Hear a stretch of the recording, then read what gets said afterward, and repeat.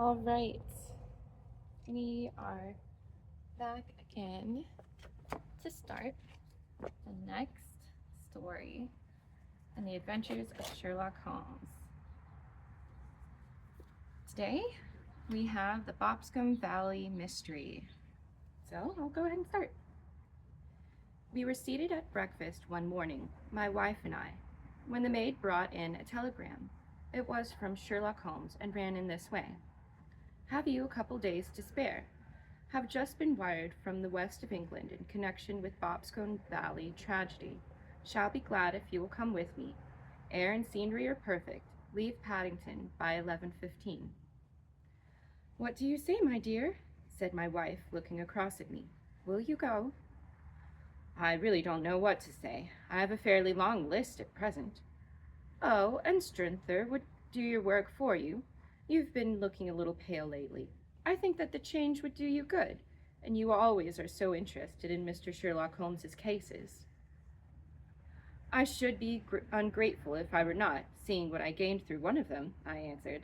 But if I'm to go, I must pack at once, for I have only half an hour. My experience of camp life in Afghanistan had at least had the effect of making me a prompt and ready traveler. My wants were few and simple, so that in less that time stated, I was in a cab with my valise, rattling away to Paddington Station.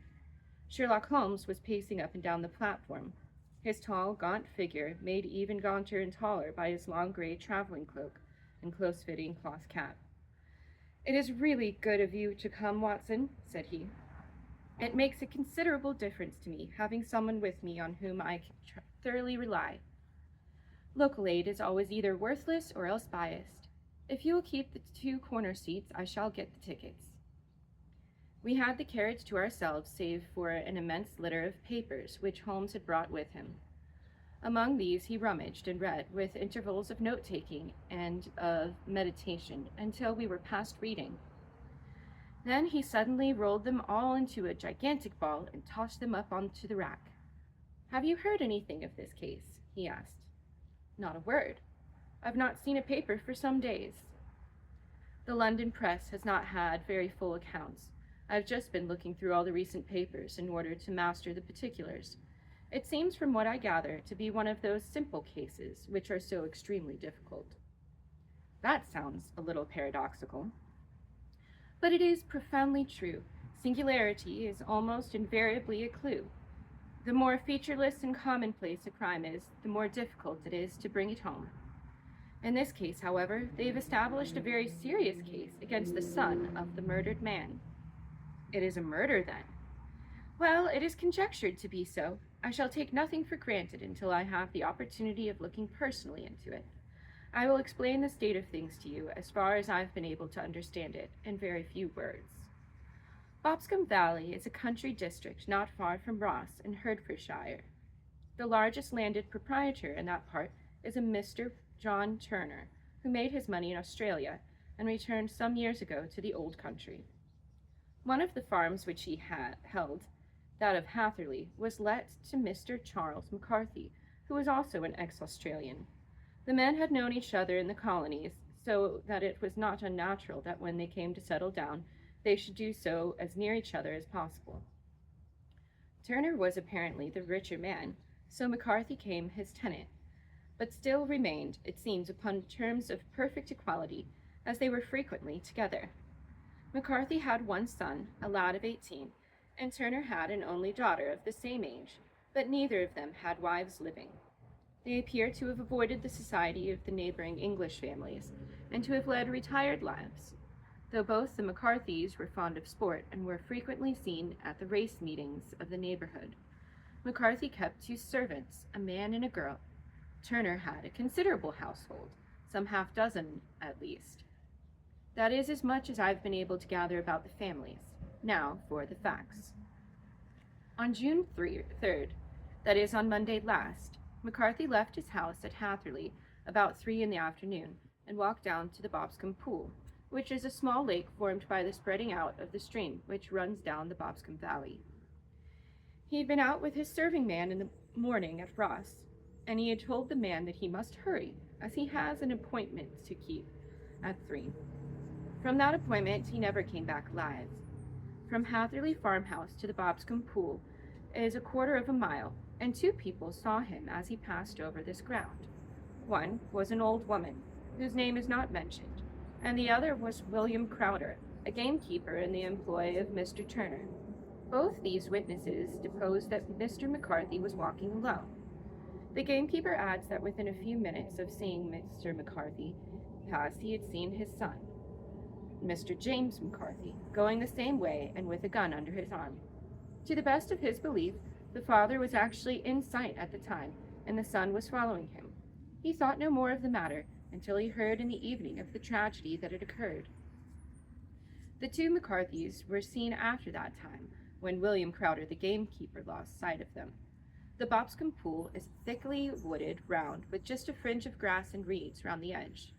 A girl of 14, Patience Moran, who is the daughter of the lodge-keeper of Boscombe Valley Estate, was in one of the woods picking flowers. She states that while she was there, she saw, at the border of the wood and close by the lake, Mr. McCarthy and his son, and they appeared to be having a violent quarrel. She heard Mr. McCarthy, the elder, using very strong language to his son, and she saw the latter rise up his hand as if to strike his father. She was so frightened by their violence that she ran away, and told her mother when she reached home that she had left the 2 McCarthys quarreling near the Boscombe Pool, and she was afraid that they were going to fight. She'd hardly said the words when young Mr. McCarthy came running up to the lodge to say that he'd found his father dead in the wood, and to ask for help of the lodge-keeper. He was much excited, without either his gun or his hat, and his right hand and sleeve were observed to be stained with fresh blood. On following him, they found the dead body of his father stretched out upon the grass beside the pool. The head had been beaten in by repeated blows of some heavy and blunt weapon. The injuries were such as might very well have been inflicted by the butt end of his son's gun, which was found lying on the grass within a few paces of the body. Under these circumstances, the young man was instantly arrested, and a verdict of wilful murder having been returned at the inquest on Tuesday. He was on Wednesday brought before the magistrates at Ross, who have referred to the case to the next assizes. Those are the main facts of the case if they've come out before the coroner and at the police courts. I could hardly imagine a more damning case, I remarked. If ever circumstantial evidence pointed to a criminal, it does so here. Circumstantial evidence is a very tricky thing, answered Holmes thoughtfully. It may seem to point very straight to one thing, but if you shift your own point of view a little, you may find it pointing in an equally uncompromising manner to something entirely different. It must be confessed, however, that the case looks exceedingly grave against the young man, and it is very possible that he is indeed the culprit.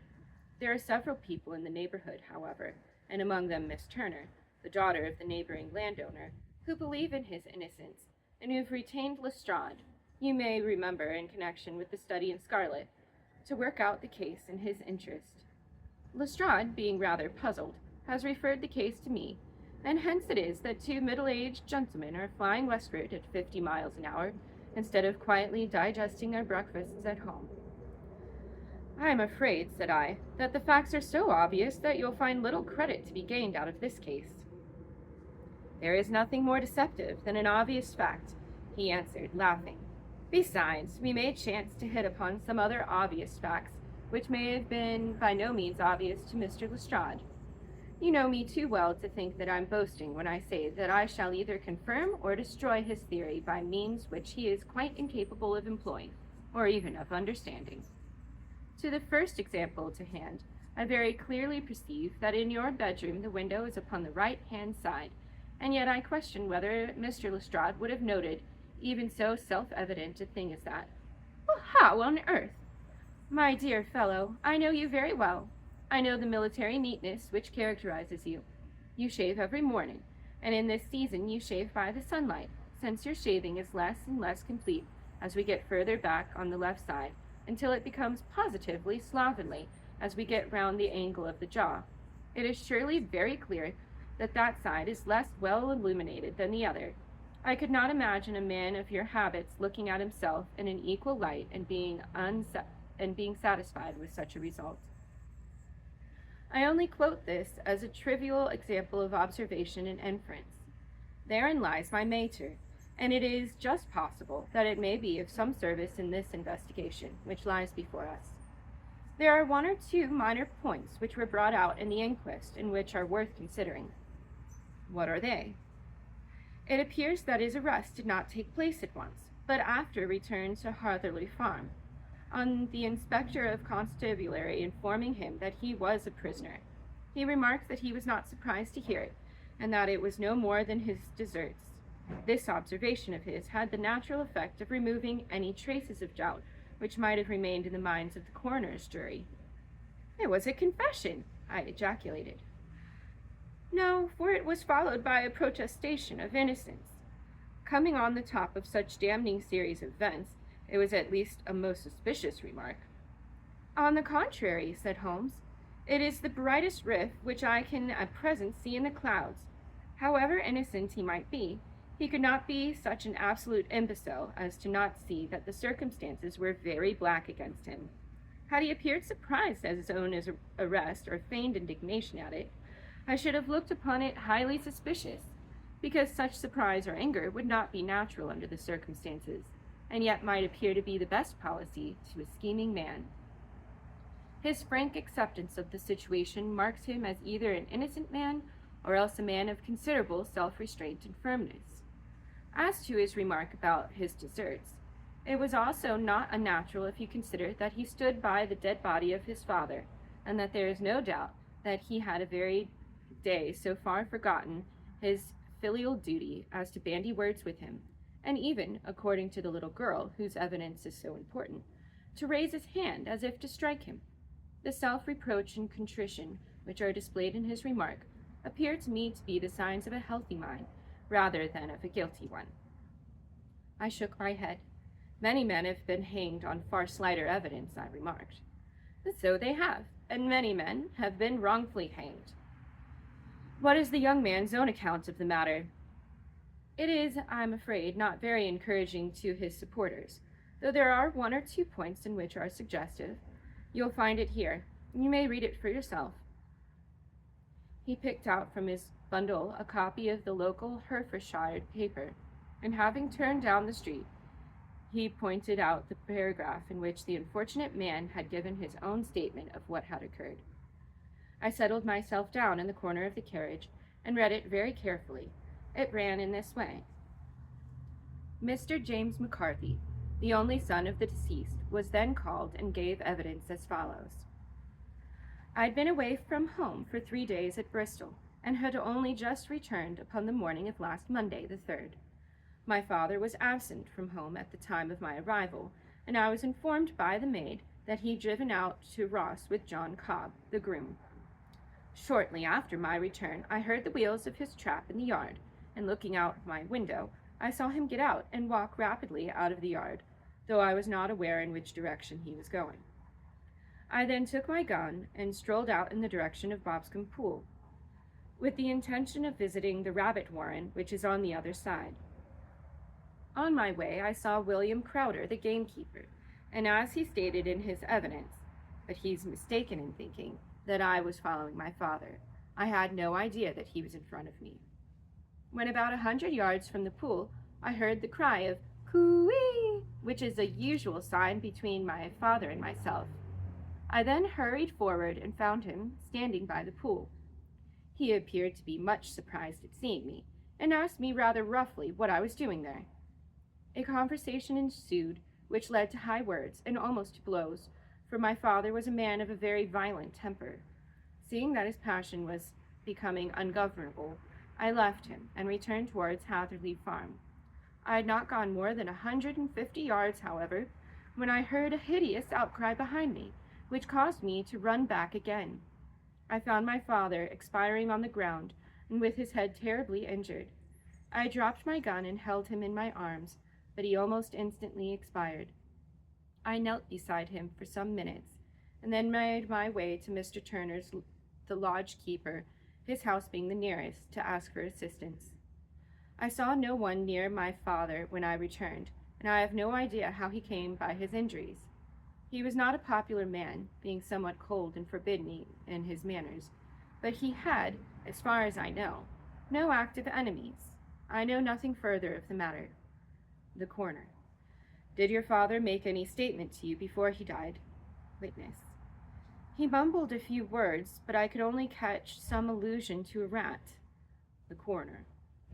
What did you understand by that? Witness.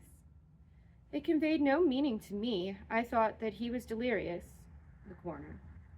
What was the point which you and your father had in this final quarrel? Witness. I should prefer not to answer. The coroner. I'm afraid that I must press it. Witness. It is really impossible for me to tell you.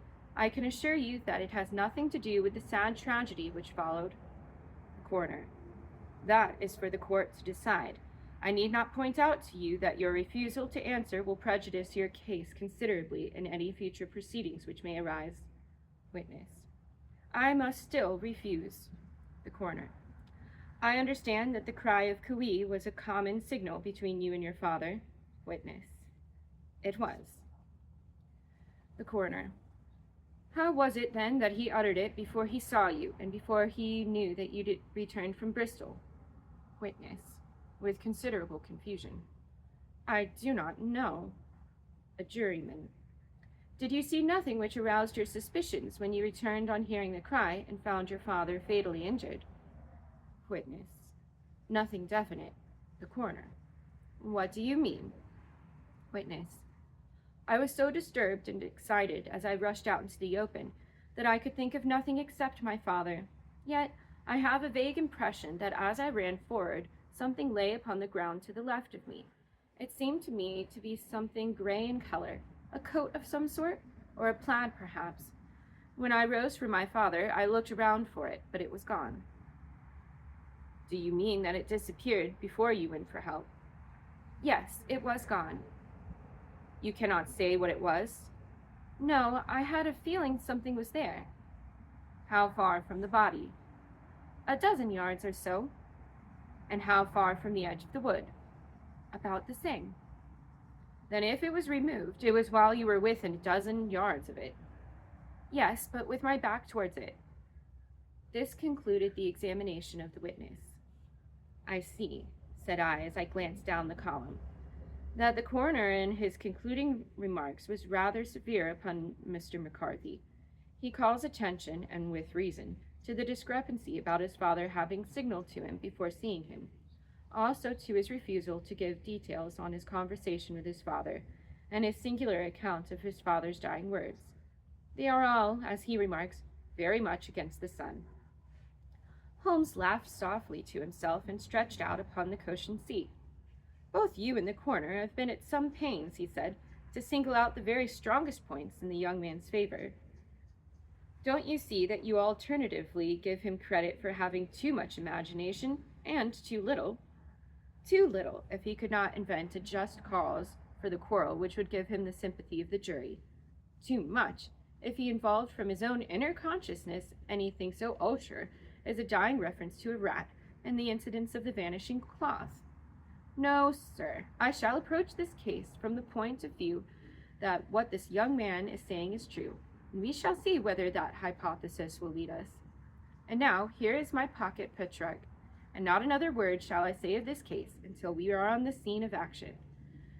We lunch at Swindon, and I shall see there in 20 minutes. All right, that is where I will stop for this bit of reading. We'll split this into 2 sections as well. I'll be putting this in a playlist of its own and making a short to go along with it. I don't know if anyone has taken a look at the shorts that I've been making for these stories. Yes, they're AI generated, so hopefully you don't hate me, but they are fun. They're only like 20 seconds or less, so take a look and it puts a little visual to go with these stories. Thank you for tuning in, and come back tomorrow for the second half of the Boscombe Valley. And thank you for watching. Have a good day.